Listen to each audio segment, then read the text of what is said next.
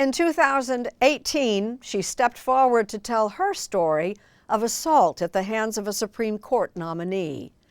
Now Christine Blasey Ford is speaking out again. She's in conversation with our Tracy Smith.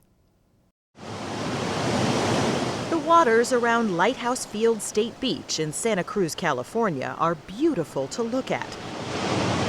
But surfing here is something else. It takes a certain kind of fortitude to jump in. The waves are great, but the currents are strong, and the rocks are sharp and unforgiving. Is there a part of you that wants to get in there? When I see it, I feel a little bit of an urge to go in the water. Like if I had my stuff on, I would at least want to take a dip and dive in. Christine Blasey Ford has surfed this break countless times, on good days and bad. And as in this photo, she knows just what it takes to summon up your courage and hurl yourself off a cliff. I am here today not because I want to be. I am terrified. In September 2018, Ford, a PhD in psychology, a professor at Palo Alto University, and a mother of two, jumped straight into the maelstrom of American politics. She alleged that Justice Brett Kavanaugh, who was then a nominee for a seat on the Supreme Court, had sexually assaulted her in the summer of 1982, when she was 15 and he was 17. I was pushed onto the bed, and Brett got on top of me. He began running his hands over my body and grinding into me. The members of the Senate Judiciary Committee hung on her every word, as did nearly 10 million viewers on cable TV. This confirmation process has become a national disgrace. And a short time later, an emotional Brett Kavanaugh testified that Ford had it all wrong. If the party described by Dr. Ford happened in the summer of 1982 on a weekend night, my calendar shows all but definitively that I was not there. I categorically and unequivocally deny the allegation against me by Dr. Ford. I never had any sexual or physical encounter of any kind with Dr. Ford. We reached out to Justice Kavanaugh for this story, but got no response to a request made through the court. Let's go over some of the things that supporters of Justice Kavanaugh have said. One of the big things that they said is, why is it that no one can recall that night in the way that you recall it, that there was that party? Well, there were so many parties in high school, and this was a pretty unremarkable one. And his friends not being able to recall that evening, I guess, just doesn't surprise me, because everyone sort of got together almost every night to hang out together. So, do you think that that lends weight to his side of the story, that no one can remember it? Well, it seems like they think that for sure, and that was how they portrayed that night.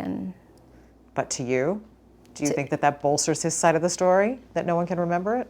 No, to me it doesn't bolster his story, because I think, for survivors out there, if you know it happened to you, so even if no one ever believed you, or no one thought it happened, or no one saw it, and there are people that are assaulted all the time where no one else was even there, and that doesn't mean it didn't happen. Kavanaugh has got to go, hey, hey, ho, ho. And her testimony drew strong reactions from both sides.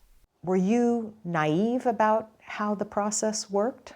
I like to use the word idealistic, but maybe I was naive for sure about how the consequences and how bad it would be after I testified.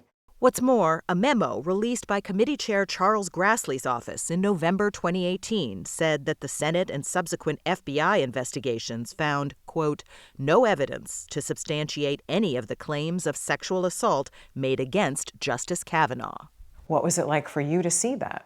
Here it goes out there, and you know there were people on television saying, look, this exonerates Justice Kavanaugh. I was devastated when that report came out. I was really, really upset. That was a really difficult period that I think was the beginning of sort of the darkest times for me. And things got dark indeed. Not only was her moment in the national spotlight deeply traumatizing, it also brought death threats, credible enough to force her and her family out of their home and into a hotel for months. What kind of threats were you getting? Gosh, I want to see you 6 feet under, I want to see you 12 feet under, 10 feet under, any amount, a lot of those. I hope you get cancer, I hope you die, I give you a year. Glad you have 2 kids because we have 2 opportunities.